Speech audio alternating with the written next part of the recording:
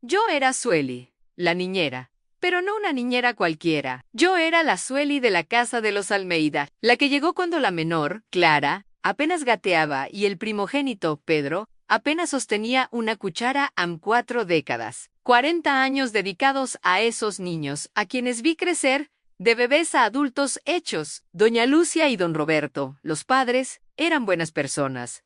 Siempre me trataron con respeto, con un cariño que yo, huérfana, desde pequeña y sin familia cercana, sentía como lo más parecido a un hogar que jamás había tenido. Mi rutina estaba tan entrelazada con la de ellos que no podía imaginar mi vida de otra manera. Me levantaba antes del sol, preparaba el desayuno, el olor a pan tostado y café fresco invadiendo la casa. Luego, era la carrera para arreglar a Pedro y Clara para la escuela, las tareas, los juegos en el patio, las conversaciones infinitas sobre sus miedos y sueños. Recuerdo la vez que Pedro se rompió el brazo jugando a la pelota y pasé la noche en el hospital con él, sosteniendo su mano mientras doña Lucia resolvía la burocracia. O las noches de fiebre de Clara, cuando me sentaba junto a su cama, con un paño húmedo en su frente, cantando bajito hasta que el sueño la vencía. Los vi dar sus primeros pasos, perder sus primeros dientes, tener sus primeros amores y sus primeras decepciones. Acompañé de cerca cada lágrima, cada risa, cada logro, las graduaciones, los primeros trabajos, incluso los primeros novios y novias que llevaron a casa, siempre con un Sueli, ella es María, mi novia. Oh, Sueli, él es Joe. Oh, mi amigo especial. Yo estaba allí en siempre, no tuve hijos biológicos. Nunca me casé a mi vida, estaba dedicada a ellos. Veía en ellos la familia que nunca tuve, la continuidad de un afecto que creía mutuo. Imaginé que, con el tiempo, cuando ellos crecieran y yo envejeciera, seguiría siendo parte de aquel nido. Quizás ya no como niñera, sino como la tía Sueli, la matriarca silenciosa que cuidó de todos. Soñaba con verlos casarse, tener sus propios hijos, y yo allí, en un rincón, sosteniendo un nieto de ellos, sintiendo ese olor a bebé que tanto amaba. La gratitud, pensaba yo, era un sentimiento que perduraba. ¡Qué ingenuidad la mía! Esa ingenuidad, con el paso de los años, se transformó en una certeza silenciosa. Yo no era solo la empleada, era parte del tapiz de esa casa. Sabía de memoria el cumpleaños de cada uno, sus platos favoritos, los miedos tontos que solo me contaban en la oscuridad de la noche. Mis mañanas comenzaban con el suave sonido de los pájaros en el jardín, y mis noches terminaban con el silencio reconfortante de la casa dormida. Yo era un pilar invisible pero esencial. Mi identidad se fusionaba con la de ellos, y la idea de una vida sin los Almeida parecía tan imposible como un día sin sol. La caída no fue un golpe súbito, sino una serie de grietas en los cimientos de mi existencia. Doña Lucia y don Roberto se fueron, en un abrir y cerrar de ojos. Un estúpido accidente de coche, en una carretera lluviosa. En la noticia llegó como un rayo, dejándome aturdida, sin aliento.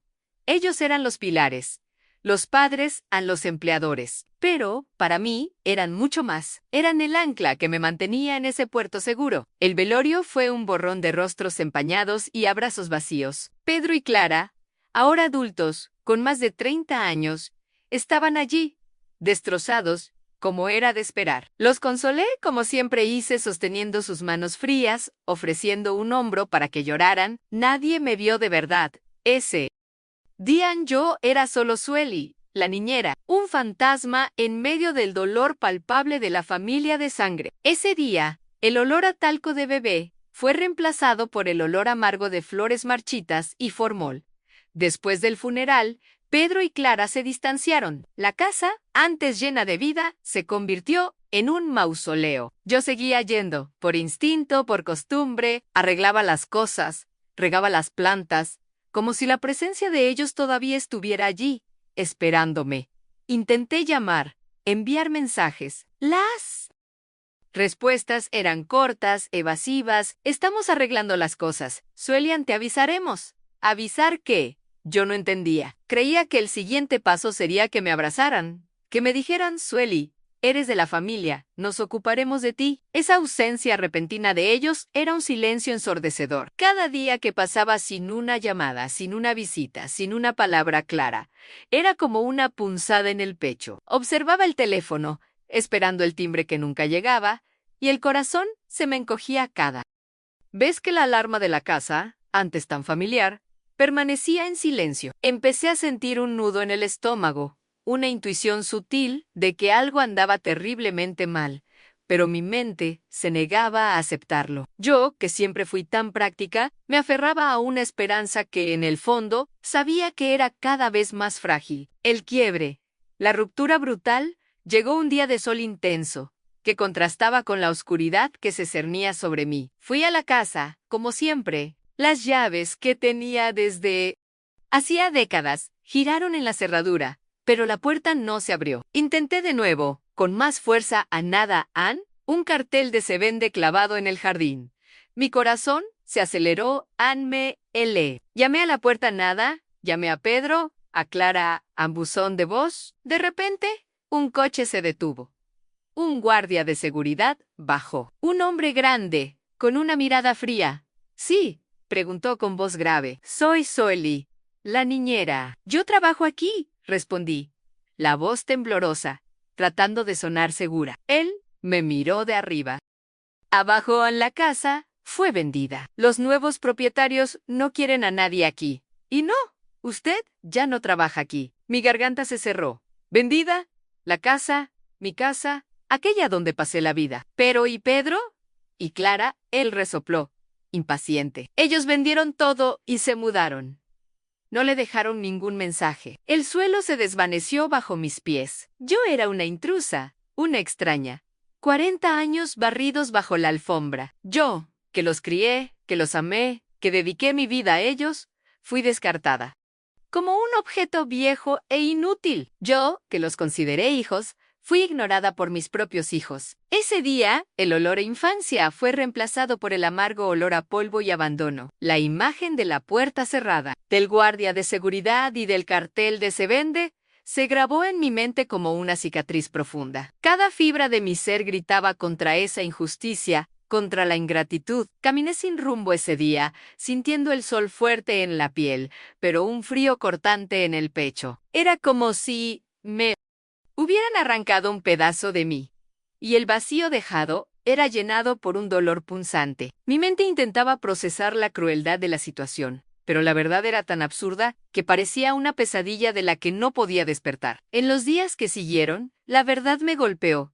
Pesada como un ancla, estaba sola, más sola que nunca, no tenía un centavo guardado. Mi salario, que siempre fue suficiente para mi humilde alquiler y los gastos básicos, no me daba ningún lujo. Nunca pensé en la jubilación, en ahorros, en nada de eso. Mi seguridad eran ellos, a la familia Almeida.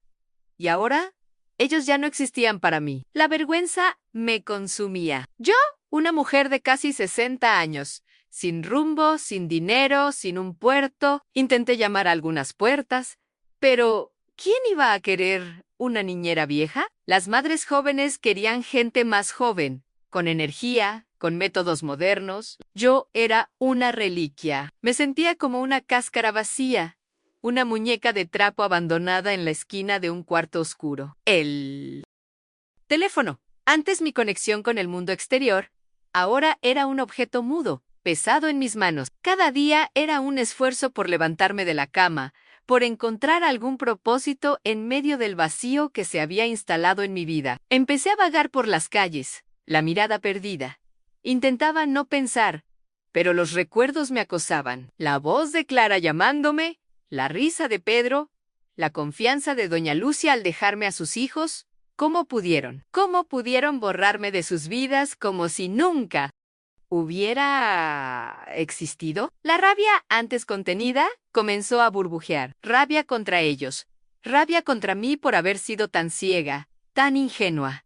Me estaba ahogando en un mar de resentimiento. Empecé a descuidarlo todo. La casa alquilada, pequeña y estrecha, se convirtió en un montón de suciedad. Apenas comía, apenas dormía. Las noches eran largas, repletas de pesadillas con la puerta de aquella casa cerrándose en mi cara. Mis ojos, antes llenos de un brillo maternal, ahora cargaban el peso de una tristeza profunda, casi gris. Estaba languideciendo, sin tener a dónde ir, sin tener a quién buscar. La única familia que conocía me había echado Ann, y yo me dejé echar. El día más sombrío fue un martes lluvioso. La lluvia caía incesantemente, lavando las calles, y yo me sentía lavada también, como si la vida se escurriera entre mis dedos.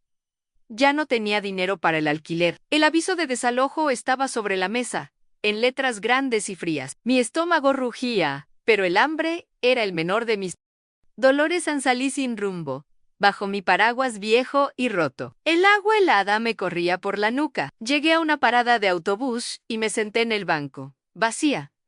No quería ir a ninguna parte, solo sentarme y dejar que la lluvia me llevara. Fue entonces cuando lo vi en un gato, pequeño, flaco, empapado, acurrucado bajo el toldo de una tienda cerrada, maullando bajito, un maullido de desamparo.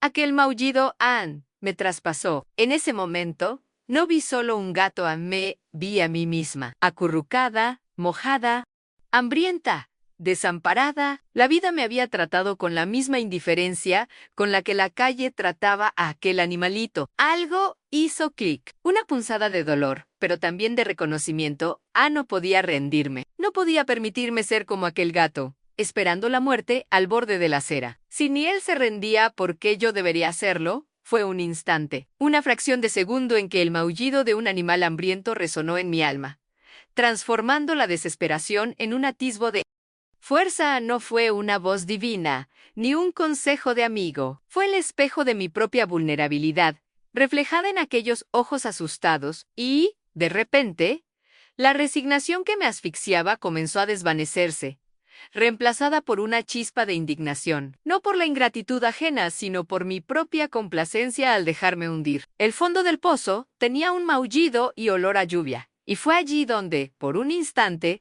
me di cuenta de que todavía había vida en mí. Levanté aquel maullido, aquel gato bajo la lluvia, fue el empujón que necesitaba. No era una solución mágica, no era un ángel salvador. Era solo un gato, pero me hizo ver mi propia miseria y, más importante, mi propia resiliencia. Ya había superado tantas cosas en la vida: la orfandad, la soledad, la dedicación a una familia que no era mía. Tenía fuerza, solo necesitaba reencontrarla. Mi primer paso fue el más difícil en pedir ayuda, algo que nunca había hecho en mi vida. Llamé a la puerta de doña Olga, mi vecina de años, una señora gorda y gruñona, pero de buen corazón. Le conté mi historia entre sollozos y vergüenza. Ella me escuchó en silencio, sin juicios. Al final, me ofreció un plato de comida caliente y un lugar para dormir por unas noches. Sueli, has cuidado de tanta gente. Ahora es tu turno de ser cuidada, aunque sea por un tiempo. Ese gesto de pura humanidad, viniendo de una persona que yo consideraba solo una vecina, fue un bálsamo para mi alma herida. Doña Olga me ayudó a buscar un lugar más barato para vivir, una pequeña habitación al fondo de la casa de una familia sencilla, que me ofreció un alquiler simbólico a cambio de que yo cuidara el jardín y ayudara con los niños de vez en cuando. Pequeños trabajos aquí y allá. Empecé a hacer pasteles y dulces para vender en el vecindario, una receta antigua de mi abuela que siempre tuvo éxito. El dinero era poco, pero era mío, ganado con mi sudor. Cada pastel que salía del horno, cada flor que veía florecer en el jardín de la nueva casa, era un pequeño recordatorio de que la vida continuaba. Era agotador, sí. Las manos me dolían, las piernas se cansaban, y la soledad aún me visitaba en las madrugadas. Pero había una nueva dignidad en cada centavo ganado, una sensación de control sobre mi propio destino que había perdido. Esos pequeños actos de trabajo y cuidado, ahora dirigidos a mí misma y a mi nuevo, aunque precario, sustento, eran como los primeros rayos de sol después de una larga tormenta. El proceso de reconstrucción fue lento y doloroso. Las noches de insomnio no desaparecieron de la noche a la mañana. Los recuerdos de la casa de los Almeida aún me acechaban, pero ahora, en lugar de paralizarme, me daban un impulso de rabia y determinación. No sería la Sueli olvidada, sería la Sueli que se levantó. Cada pastel vendido, Cada planta que regaba y veía crecer era un ladrillo en la construcción de mi nueva vida. Hubo días en que pensé en rendirme a la soledad. Pesaba. La edad pesaba. Pero recordaba al gato bajo la lluvia, mi vecina, a mi propia capacidad de seguir adelante. Empecé a cuidarme, a alimentarme mejor, a caminar por el barrio, pequeñas cosas que marcaban una enorme diferencia. Aprendí a escucharme a mí misma. Esa voz interna, antes ahogada por las expectativas de los demás, empezó a cobrar fuerza. No se trataba de probarle nada a nadie, sino a mí misma. Descubrí el placer de pequeñas conquistas en un nuevo sabor de pastel, que gustaba a los clientes, la alegría de una planta que florecía bajo mi cuidado. La sensación de paz al ver el sol ponerse desde la ventana de mi pequeña habitación, sabiendo que había llegado hasta allí por mis propios medios. Descubrí un grupo de apoyo para adultos mayores en la comunidad. Allí encontré otras historias, otros dolores, otras superaciones. Pude compartir mi historia sin sentir vergüenza. Y eso fue liberador. Me di cuenta de que mi experiencia, por dolorosa que fuera, no era única, y que había fuerza en la vulnerabilidad, intercambiar experiencias con otras. Mujeres que, de una forma u otra, también habían sido descartadas por la vida, me hizo ver que el problema no era yo, era la vida, en su brutalidad y belleza. Un día, una de las madres a las que vendía mis pasteles me preguntó si no me gustaría cuidar a sus hijos a tiempo completo. Era una pareja joven, con 2 bebés pequeños. Yo dudé en el miedo a apegarme de nuevo, a dedicarme y ser descartada otra vez. El recuerdo de la puerta cerrada de los Almeida aún estaba vívido.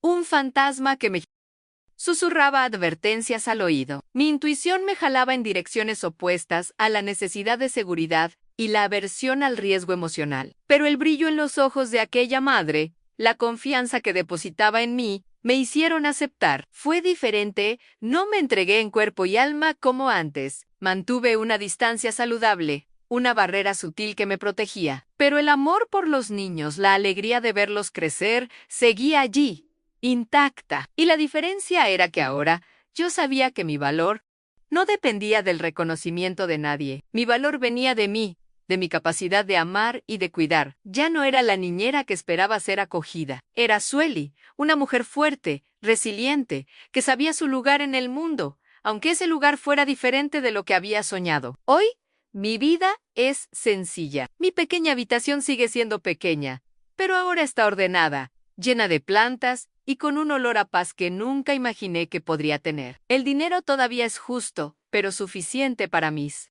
necesidades e incluso para algunos pequeños lujos, como un buen libro o un trozo de chocolate. Los pasteles de la abuela Sueli son un éxito. A veces, los niños que cuido me traen dibujos o un abrazo apretado que vale más que cualquier fortuna. Los niños que cuido hoy me llaman tía Suelian.